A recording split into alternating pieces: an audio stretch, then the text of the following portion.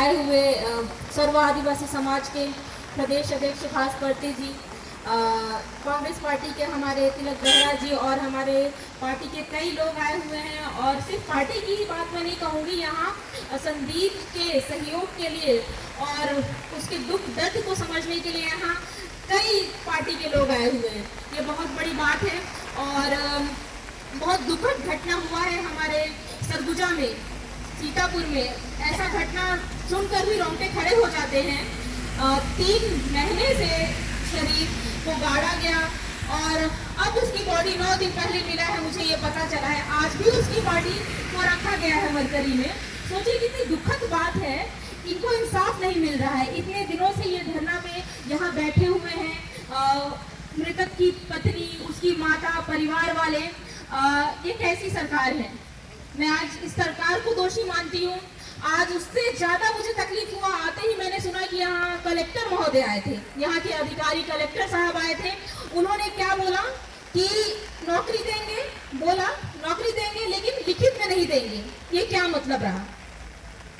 शर्म की बात है, सरकार को शर्म आनी चाहिए, कलेक्टर साहब को शर्म करनी चाहिए कि इतनी बड़ी हादसा होने के बाद भी उस मृतक परिवार को एक नौकरी लिखित में देने में उनको तकलीफ हो रहा है। कौन इनको रोक रहा है? किसने इनको मना किया है? मुझे ये समझ में नहीं आता है।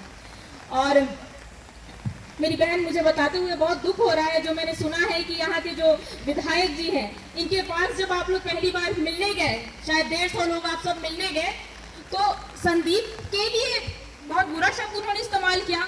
ये सुना तो मैं शॉक्ड हो गई कि चोर का परिवार, चोर के लिए आए। ये कोई तरीका है?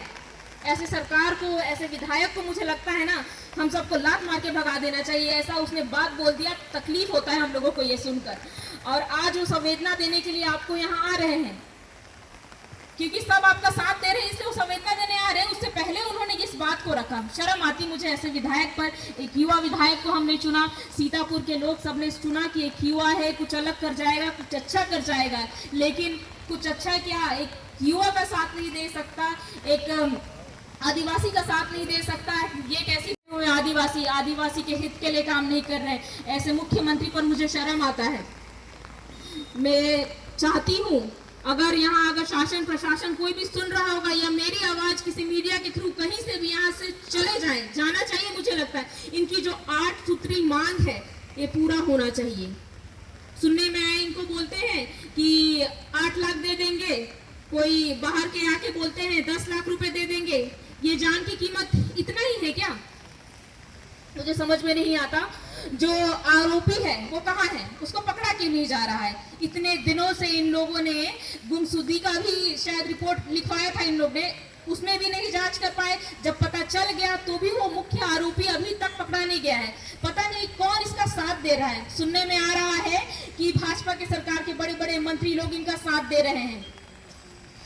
शर्म मुझे आ रहा है और मुझे बहुत दुख हो रहा है इस परिवार के लिए। मतलब मुझे खुद के लिए दुख हो रहा है, सरगुजा के लिए। मैं प्रत्याशी रही, मैं यहाँ लड़ी, लेकिन आप ये मत समझिए मेरी बहन और मेरे साथियों कि मैं आप लोगों के साथ मैं नहीं हूँ। अगर मैं संसद नहीं बनी मुझे इसका कोई तकलीफ नहीं है, लेकिन मैं आप लोगों के लिए लड़ूंगी। हर एक आदिवासी के लिए, हर सरगुजा वासियों के लिए मैं लड़ूंगी।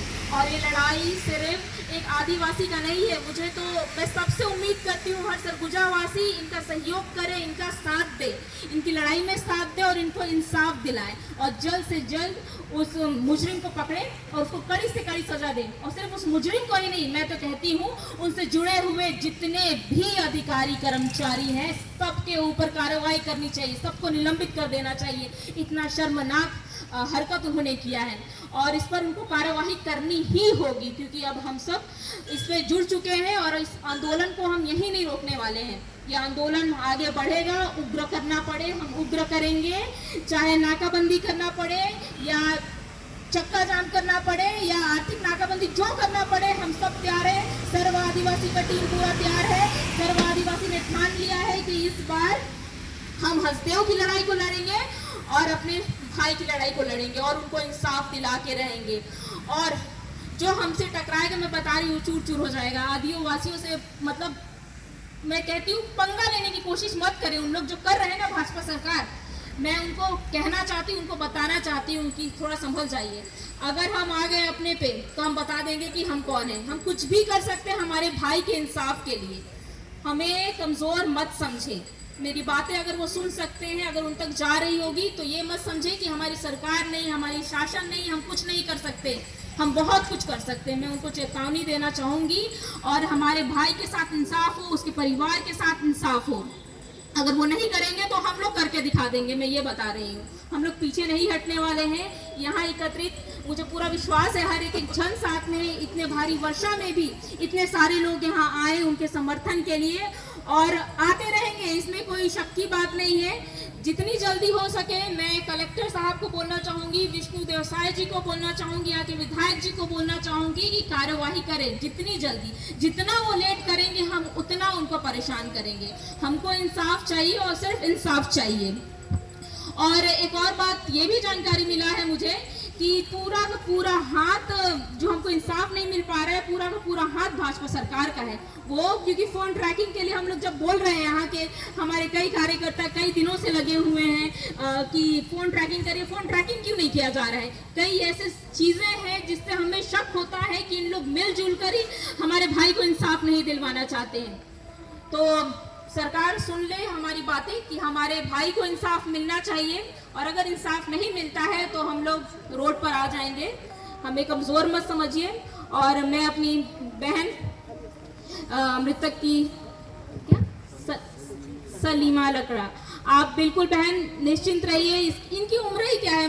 इनको देखकर मुझे अभी अजीब सा लग रहा है। इनकी उम्र ही क्या है? 25 साल की बोल रही है, और इनके 2 बच्चे हैं। इनकी माता कौन चलाएगा इनका घर और परिवार?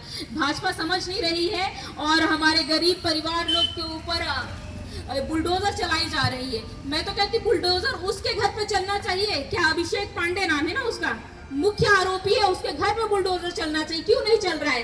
गरीबों का तो घर दुकान तोड़ने के लिए जो सालों साल 30 साल से 32 साल से रह रहे हैं बनाए, उसको हटाने के लिए बुलडोजर चला देते हैं। और ऐसा जो मुजरिम है उसके यहाँ बुलडोजर चलाने में इनको बहुत बड़ा दिक्कत हो रहा है। मुझे समझ में नहीं आ रहा है सरकार कर क्या रही है। आप के साथ है बहन हम लोग, आप टेंशन मत लीजिए माता, हम आपके साथ हैं। आप लोगों को न्याय मिलेगा। आप लोगों के साथ बहुत गलत हुआ है, इसके लिए हम सब बहुत दुख हैं। और सर्व आदिवासी समाज आप लोगों की बात को उठाया था, जो मुझे पता चला है सर्व आदिवासी समाज आपकी बात को ऊपर लाया था। आज जो सुनवाई हुई, आपकी बातें इतनी आगे रखी जा रही है, तो क्योंकि बहन ने मुझसे ये बात कहा कि सर्व आदिवासी समाज ने बहुत सहयोग किया इस बात को आगे लाने के लिए। साथ में कांग्रेस पार्टी भी पूरी तरह से सहयोग कर रहा है। साथ में हर वर्ग के हर पार्टी मुझे लग रहा है इसमें जुड़ रहा है सहयोग के लिए, और हर किसी को जुड़ना चाहिए। ये किसी पार्टी विशेष बात नहीं है, ये हमारे सरगुजिया की बात है, हमारे सरगुजा के भाई की बात है। इसको इंसाफ दिलाने की बात है।